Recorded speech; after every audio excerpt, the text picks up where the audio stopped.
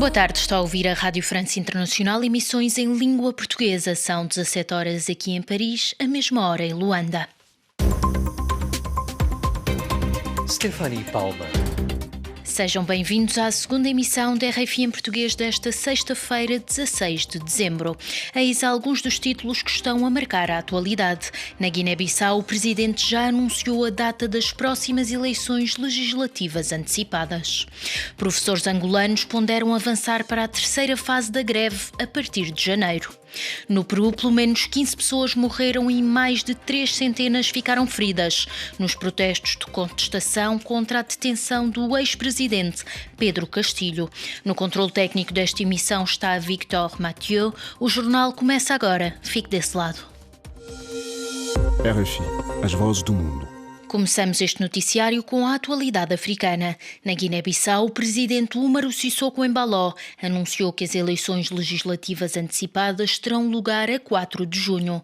Moussa Baldé, o nosso correspondente, tem mais informação.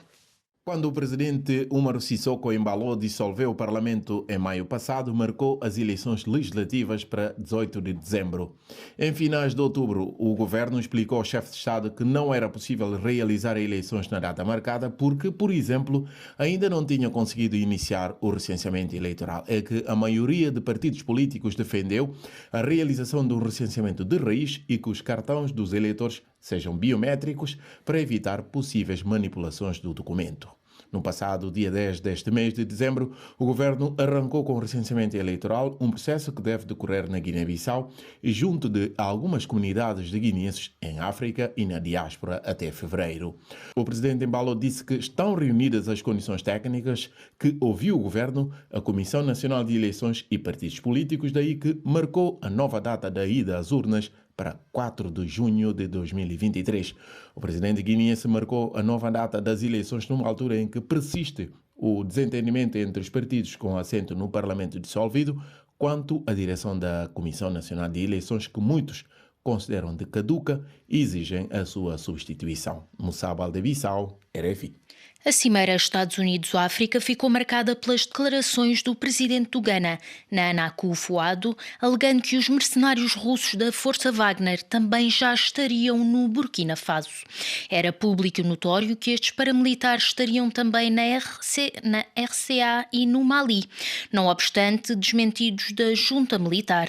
O chefe da diplomacia do Níger, Assoumi Massoud, ouvido por Magali Lagrange, afirma ser plausível estar-se mesmo em presença das tropas Wagner no Burkina Faso.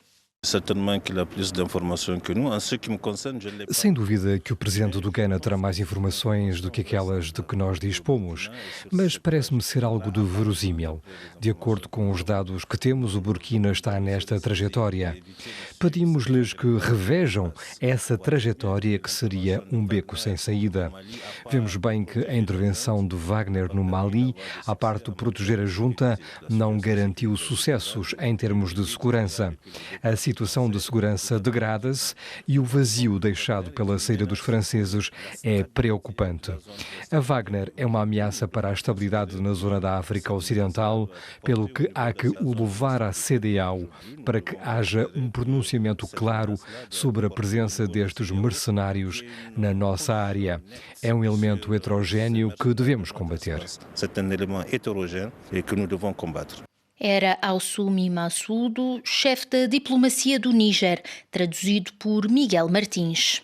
Em Angola, terminou esta sexta-feira a segunda fase da greve dos professores que reclamam melhores salários e melhores condições de trabalho.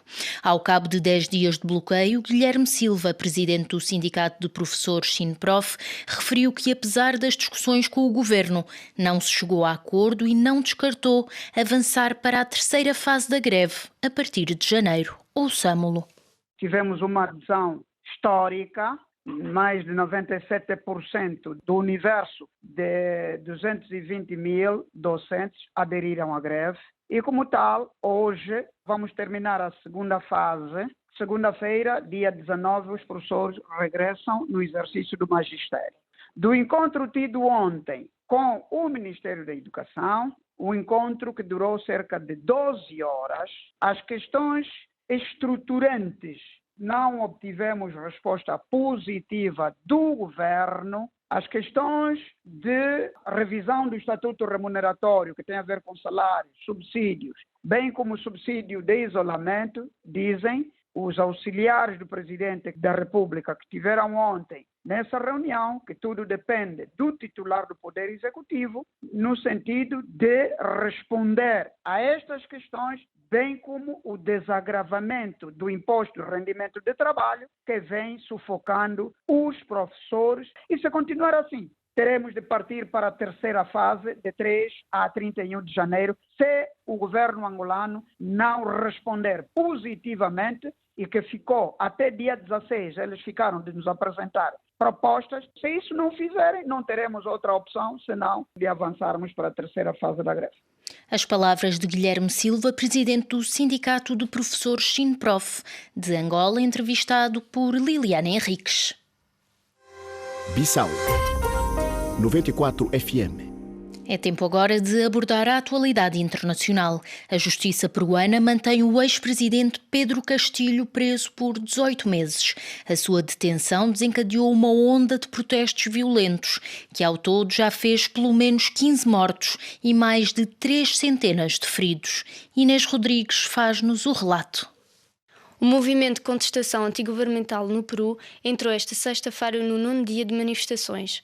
Estes confrontos ocorrem em Ayacucho, no sul do país, e já provocaram pelo menos 15 mortos, dados avançados pela Direção Regional da Saúde. O ex-chefe de Estado Pedro Castilho foi detido na semana passada para investigações por rebelião após ter dissolvido o Parlamento. Os manifestantes requerem a libertação de Pedro Castilho e a demissão da nova presidente designada Dina Boluarte, assim como eleições gerais imediatas e a formação de uma Assembleia Constituinte que promova uma nova Constituição.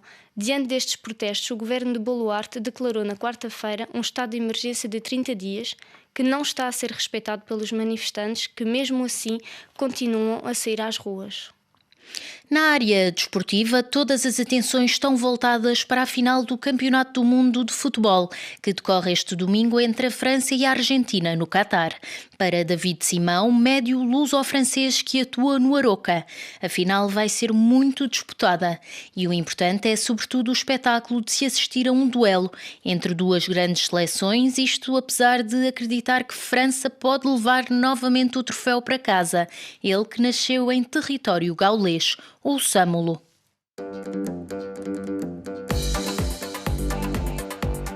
Vai ser um jogo de certeza muito pegado, muito aguerrido. São as duas melhores equipas, não é? Pelo menos foram neste campeonato do mundo, com estilos diferentes. Para mim, a França com melhores jogadores, a Argentina talvez com um conjunto mais forte, mais unido e, portanto, acho que vai ser um grande jogo, não é? Uma final do campeonato do mundo seria sempre um grande jogo e com duas daquelas que eram apontadas à vitória final no início, a confirmarem que realmente são duas grandes seleções. Há um favorito entre os dois ou nem por isso? Costuma-se dizer que quem tem o título, o último, parte com algum favoritismo e, portanto, a França, neste caso, poderá ter aqui um pouco de favoritismo. Mas numa final, num só jogo, o futebol é muito imprevisível e, portanto, eu diria que parte 50-50. David nasceu em França. Essa final é um pouco especial também para si? Seria especial, para ser sincero, se tivesse Portugal. É verdade que nasci em França, tenho muita família em França e, portanto, não tanto Portugal.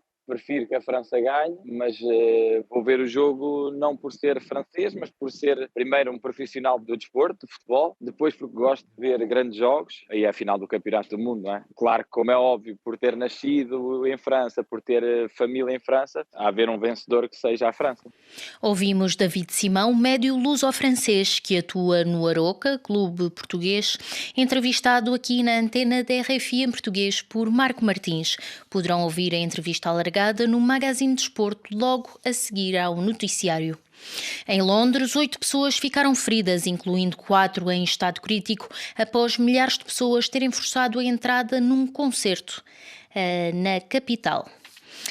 Na Alemanha, um aquário gigante explodiu na manhã desta sexta-feira num dos hotéis mais prestigiados da capital. O aquário explodiu ao início da manhã e matou 1.500 peixes e deixou 2 pessoas feridas.